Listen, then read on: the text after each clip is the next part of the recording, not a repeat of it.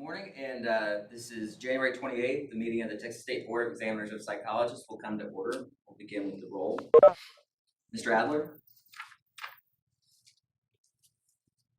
He waved. Yes, I'm here.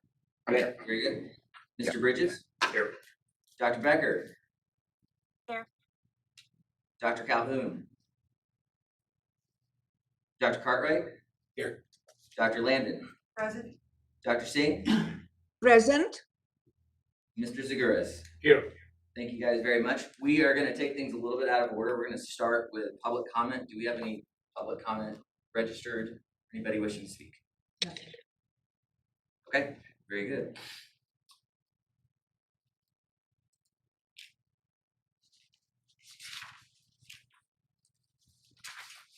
Okay, so the first order of business will be selection of TSVEP council members for the unexpired term of our professional member, which will go through next year, and public member. The floor is open for nominations or discussion. I nominate Mr. John Belamowitz to continue as public member. Thank you. It's been moved for John Belamowitz to continue as public member. I second. Thank you, Dr. Singh. It's been seconded. Is there any further discussion? All right, all those in favor signify by saying aye. Aye. All opposed? Aye. Thank you guys very much. I appreciate it. Congratulations. Thank you very much. Next, for unexpired term of professional member, and this will go through next year. I nominate Dr. Mark Cartwright. It's been nominated. Is there a second? I second Dr. Cartwright's nomination. It's been moved and seconded for Dr. Cartwright. All those in favor, is there any discussion? All those in favor signify by saying aye. Aye. Any opposed? The ayes have it. I forgot to give them myself. So thank you, Dr. Cartwright, for that, and congratulations. So we're moving right along. So we're now going to get into the proposed rule 463.11. There's been a lot of discussion on this. One thing that many deliberative bodies, and most notably the Supreme Court, goes by the general rule of everybody speaks once before somebody speaks twice. So I'd really like to make sure that everybody gets a chance to speak on this if you have something to say before we continue on this. So obviously everybody's aware we voted on this at the last meeting, and it's been asked, we've been asked to look at it again by 2 members of the legislature. So the floor is open to discuss 463.11, what we should do with this. What I'd like to clarify, which I'm confused on, and I apologize for that, it seems like this has gotten into changing the rule.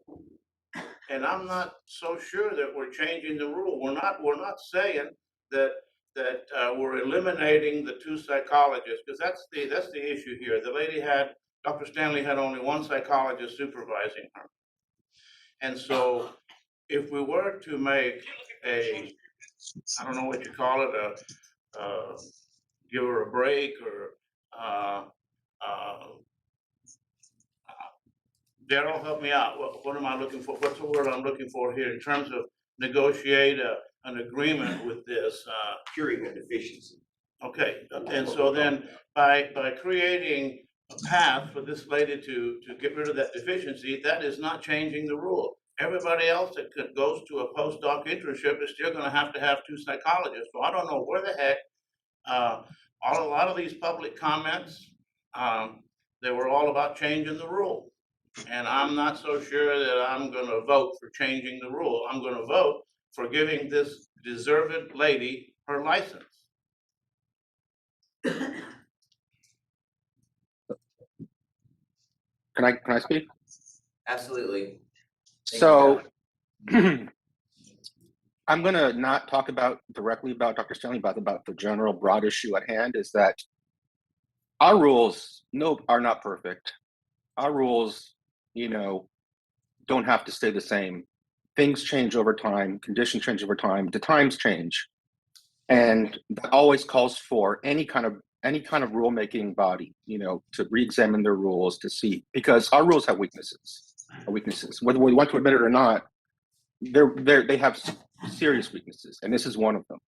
And we want to be able to say to people that we look at things as the times change. We look at things as needed, not because it's the way it's always been, because frankly, that kind of logic, I don't think wins the day ever, in my opinion. So it comes to a point where I'm not talking about anybody specific, but realizing what we're at, realizing what the issue is, the weakness of the rules, whether we're afraid of putting some incompetent psychologists out there, which I think is not reality-based, whether we're afraid of our own future judgments about picking which rules we want to relook at and what exceptions we're willing to make.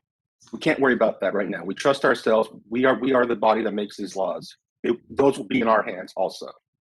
So you have to be willing to look to the future and willing to say sometimes things need to be flexed a little bit without the fear of the worst case scenario, because that's what the best is for the profession and for the state and for the people in the state needing our services. Whether we think something horribly will go wrong by doing this, or with the professional psychology will be diluted, I categorically disagree with that, because there's no evidence to say that. There's no logic based on that. So it comes to a point where, are we going to be like every other rule body in the country to re-examine our rules to make a slight change based on the needs of the times, or are we going to stick to the same old rules that were made decades ago?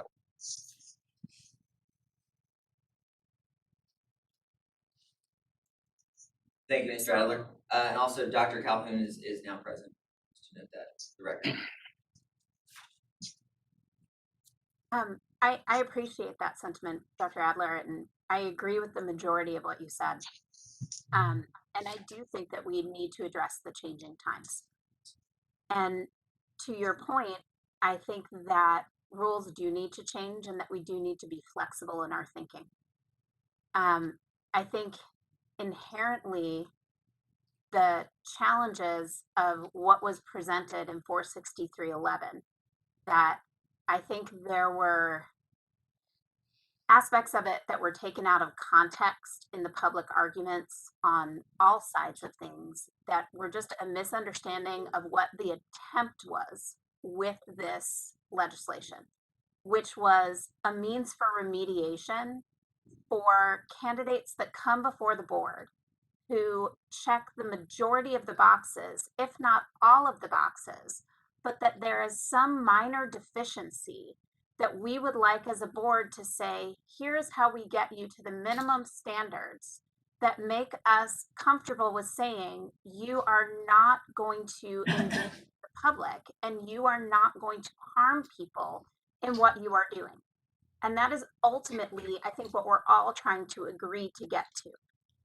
And I think the concern was that there was a lot of concern about word waiver in particular, that there could be advantage taken by that word out of context that could then make vulnerable parts of our standards as psychologists that could potentially be taken advantage of in those sort of unintentional consequences. And that's what folks were responding to. So I don't want to get too far into this without saying that I'm not going to speak for other members of the board, but I will say that myself, Dr. Cartwright, and Dr. Lambden spent several weeks, the past few weeks during our holidays, trying to hash through different iterations of this language to see if we could address the concerns that our psychologist constituents brought that were meaningful and had relevance and were legitimate concerns about public practice and standards of practice in psychology, and fundamental, public safety concerns that they had. And also hear the concerns of our legislature about being flexible and restricting practice and making sure that we were allowing people who were qualified to remediate to be able to practice in our state. And we think that the fulcrum of this concern is around the word waiver. And if we were to make an amendment to this bill as it currently is, and we took out the word waiver and we changed it to remediate, that we might have a different bill here. And so that's actually what I would like to propose. And I'm going to mess up the procedure here in saying this. But there are several places in here that if we change the words waiver and to remediate a deficiency, I think that we have changed the spirit of this legislature in a way that is much more palatable to the folks that have had significant issues.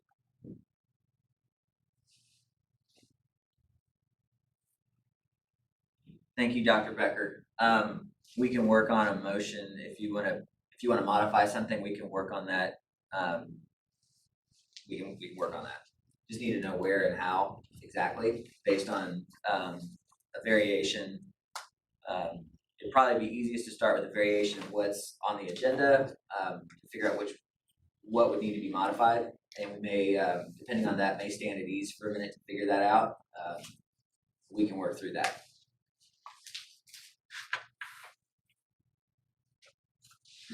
Anybody else wishing to speak?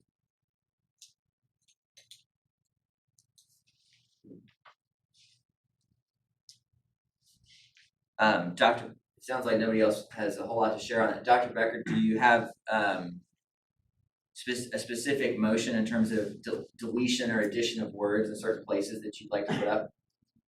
I do. Do I do this, John? Do I just say I have a motion to amend 416 Yes. 11 1 to G1 Well, and 2, pretty much. 1 and 2, you said? Well, the other thing we're also gonna need, part of that motion would probably be good to, can our attorneys help me out here? What do we need to say to revisit our previous recommendation, to take that down and to re-propose something as is probably about to be amended here? You would simply need, in your motion, you would simply need to state that we move to revisit the previous recommendation and substitute that recommendation with the following changes. Okay. Jamie, does that sound like like the motion you're trying to make here? Yes, so I want to resubstitute the motion. I'm sorry, say that again, Daryl. What am I saying? You need to move to revisit the prior recommendation to BHEC and substitute that recommendation with the following changes. Dr. Becker, you could say so moved and then with your amendment. So moved.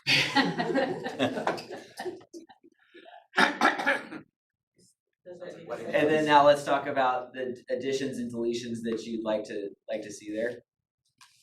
So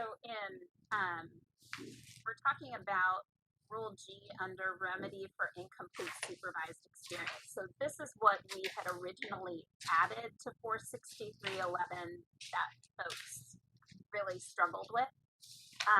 So down there towards the bottom where it says may petition for a waiver or modification of the areas, if we strike that language, a waiver or modification of areas, and we supplement that with permission to remediate an area. Give me just a second here, and I'm gonna pull that up so I can. I was gonna say, Mr. Chair, Dr. Becker, would it be helpful if we shared on the screen so everybody can see it, the document that you sent me, I think, this morning? Yes. Okay, because Patrick's got that operative language pulled out, so Let's do that. stand by just a second.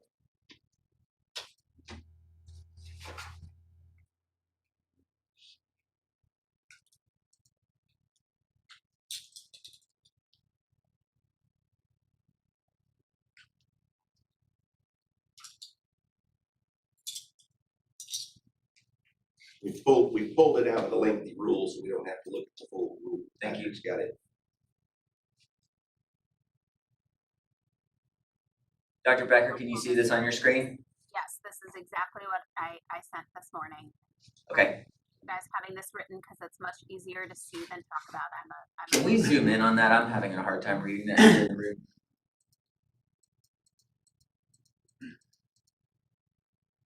Thank you.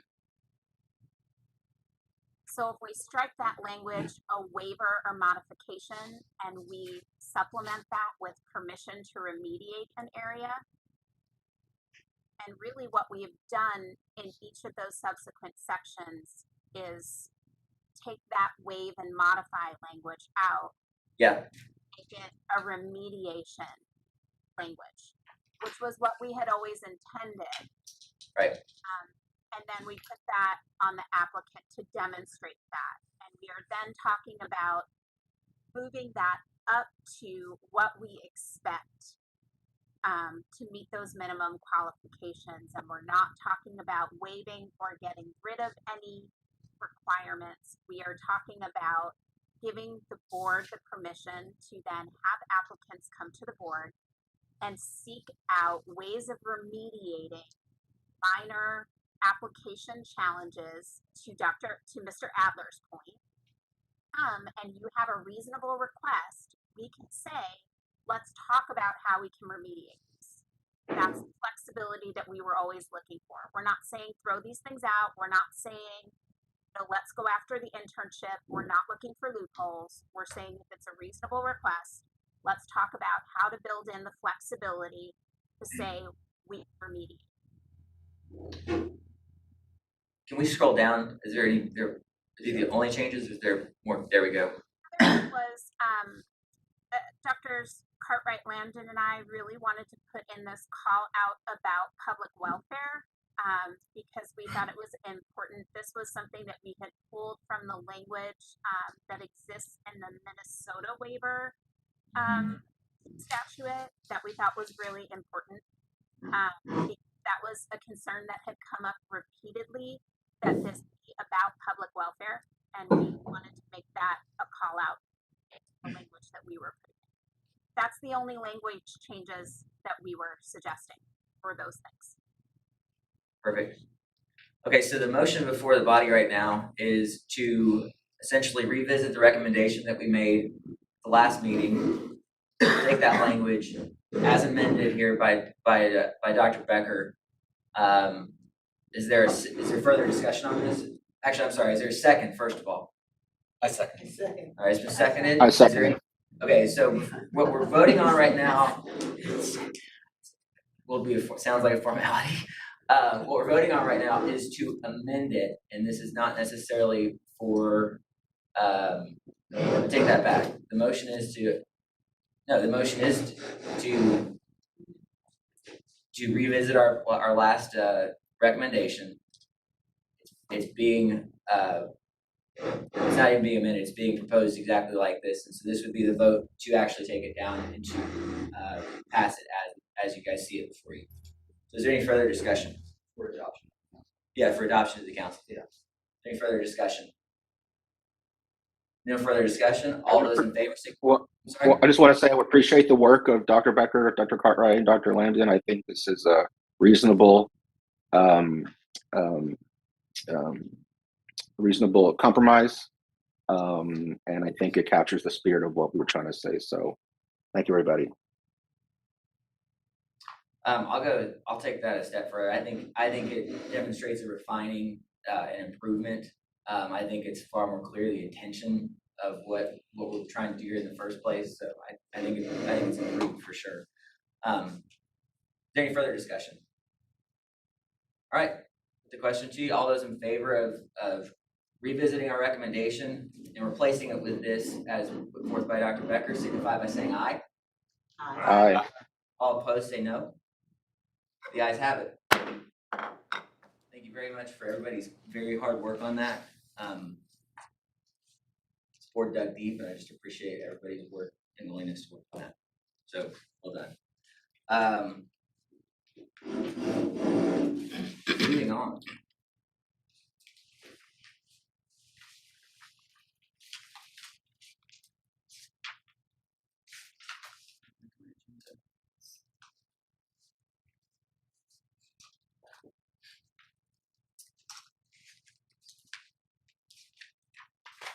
I'm going to go ahead and just jump into the chair's report. I'm just going to go ahead and announce committee assignments. And after that, the desk is clear after that, correct? No, the desk. Okay. Rules Committee is gonna be Polamowitz, Becker, Adler. Compliance is gonna be Mr. Zaguris and Dr. Lambden. Jurisprudence, Dr. Singh. And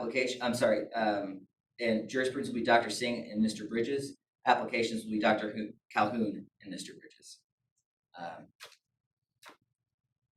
And that is it for the agenda today. Does anybody have any announcements or things that you'd like to see? Well, one concern, John. Shouldn't the applications committee have at least one licensee on it to understand what, I totally have faith in Mr. Bridges and Dr. Calhoun's, but right now I'm the only member of the applications committee, and Okay.